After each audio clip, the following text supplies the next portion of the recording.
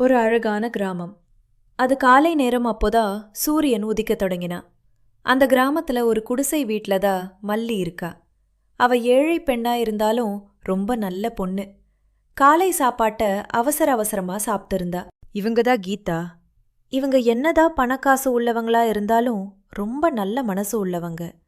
கஷ்டப்பட்ட ஏழைங்களுக்கு உதவுற மனம் படைச்சவங்க. இவங்க வீட்லதான் மல்லி வேலை செய்யற. என்ன விடிஞ்சு இவ்ளோ நேரம் ஆச்சு, மல்லியை இன்னும் காணோம். அவங்க அப்படி புலம்பிட்டு இருந்த நேரம் மல்லி அங்க வேகமா வந்தா. என்ன மன்னிச்சிடுங்கம்மா, வீட்டில் வேலை முடிச்சு வரதுக்கு கொஞ்சம் நேரம் ஆகிருச்சு. என்னதான் அவங்களுக்கு மல்லி மேல கோவம் இருந்தாலும் மல்லிய திட்டல. அவங்களுக்கு எப்பவும் மல்லி மேல தனி பாசம். சரி மல்லி, சீக்கிரம் போய் எல்லா வேலையும் செஞ்சுட்டு எனக்கு காஃபி கொண்டு வா அப்படின்னு சொன்னாங்க. மல்லி வந்தப்புறம் ஓய்வு எடுக்கலான்னு ரூமுக்கு போனாங்க. அப்போ அங்க, வாமா மாலதி, ஏமா அங்கேயே நிக்கிற, உள்ள வாமா. சித்தி என்ன பண்றீங்க? உங்களை தோட்டத்துக்கு கூட்டிட்டு போலான்னு நினைச்ச, நீங்களும் வரீங்களா அப்படின்னு சொன்ன உடனே கீதாவும் மாலத்தியும் தோட்டத்துக்கு கிளம்பி போனாங்க. பச்சை பசேல்னு புல்வெளியில கீதாவும் மாலதியும் நடந்து போய்கிட்டு இருந்தாங்க.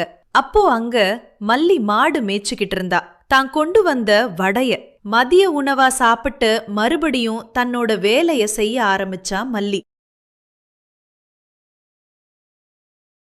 மல்லியோட கடின உழைப்ப பார்த்த மாலத்தி இப்படி சொன்னா. சித்தி, நம்ம மல்லிக்கு ஒரு ஹோட்டல் வச்சு கொடுக்கலான்னு நினைக்கிறேன். நீங்க என்ன சொல்றீங்க? கொஞ்ச நாள் கழிச்சு கீதா மல்லிக்கு ஒரு ஹோட்டலும் வச்சு கொடுத்தாங்க. முதல்ல 2-3 பேர் மட்டும் வந்தாங்க. அப்புறம் மல்லியோட சமையல் பிடிச்சு போய் நிறையா பேர் வர ஆரம்பிச்சாங்க. மல்லி ஏழை பணக்காரங்கன்னு பார்க்காம எல்லாருக்கும் சாப்பாடு போட்டா. மல்லியோட ஹோட்டல் நல்லா போச்சு. அதே சமயம் மல்லி தன்னோட ஹோட்டல் வேலைய முடிச்சுட்டு கீதா வீட்லயும் போய் வேலைய செஞ்சுட்டு இருந்தா. மல்லியோட கடின உழைப்பும் நல்ல எண்ணங்களும் தான் அவளை நல்ல இடத்துக்கு கொண்டு வந்திருக்கு. இந்த கதை பிடிச்சிருந்தா லைக் பண்ணிட்டு சேனலை சப்ஸ்கிரைப் பண்ணுங்க.